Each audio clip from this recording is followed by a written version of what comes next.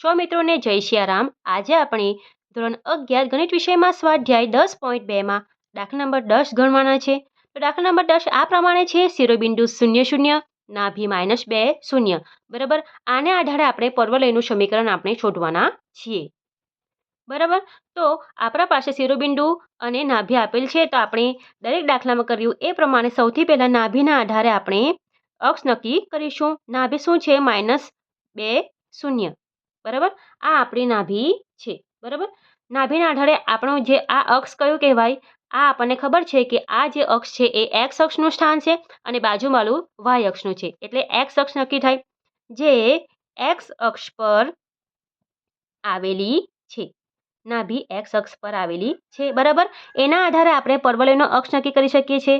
Therefore પરવલયનો અક્ષ શું થશે? પરવલયનો અક્ષ એક્સ અક્ષ થશે. બરાબર. હવે ત્યાર પછીનું સ્ટેપ શું છે? સેકન્ડ સ્ટેપ, કે નાભીના આધારે આપણે એની કિંમત આપણે મેળવીએ છીએ. તો નાભી શું છે? નાભી -2 0. બરાબર. તો એના ઉપરથી આ માઇનસમાં હોય તો એની કિંમત પણ તમારે માઇનસમાં જ લખવાની છે. -a 0 ઇમ્પ્લાઇઝ ધેટ એની કિંમત બંને નેગેટિવ છે, બંને માઇનસ છે, એટલે એની કિંમત આપણને શું મળશે? 2 મળશે. એની કિંમત શું મળશે? 2 મળશે. એક્સ અક્ષ પર આવેલી હોવાથી આપણને 2 સમીકરણ મળે છે.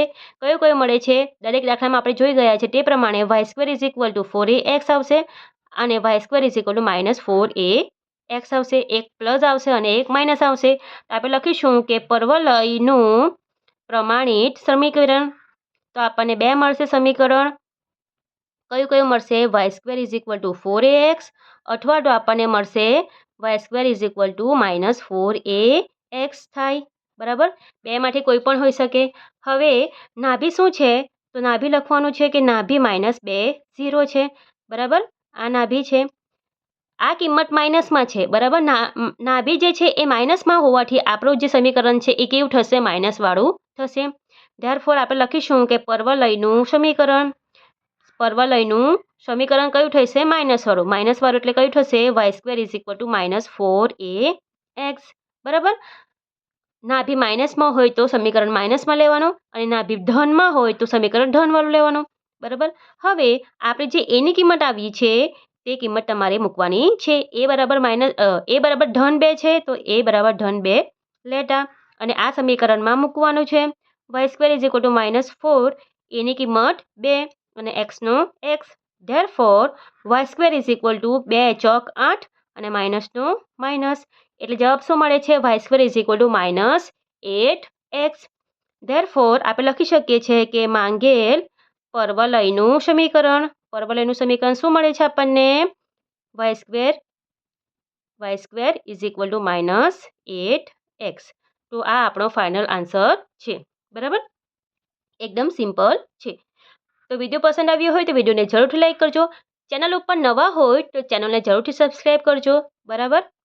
નવા વિડીયો જોવા માટે તમારે નીલિમા ટંડેલ સર્ચ કરવાનું છે. બરાબર. એમાં મારો વિડીયો મળી જશે. બરાબર. યલો કલરનું જે છે એ પ્રોફાઇલ છે અને એમાં મેથ્સ લખેલું છે અને દરેક જે આપણું દાખલા ગણીએ છીએ એમાં ગ્રીન કલરનું બોર્ડ લગાવેલ છે. બરાબર. તો નવા હોય ચેનલ ઉપર અને તમને અહીં ધોરણ 6 to 12ના દરેક વિડીયો મેથ્સના જોવા મળશે. બરાબર. મેથ્સના દરેક વિડીયો 6 સ્ટાન્ડર્ડથી લઈને 12 સ્ટાન્ડર્ડ સુધીના જોવા મળશે. બરાબર. જરૂરથી સબસ્ક્રાઈબ કરજો, લાઈક કરજો. બરાબર. મળીએ આપણે આગળના વિડીયોમાં. સૌને રાધે રાધે.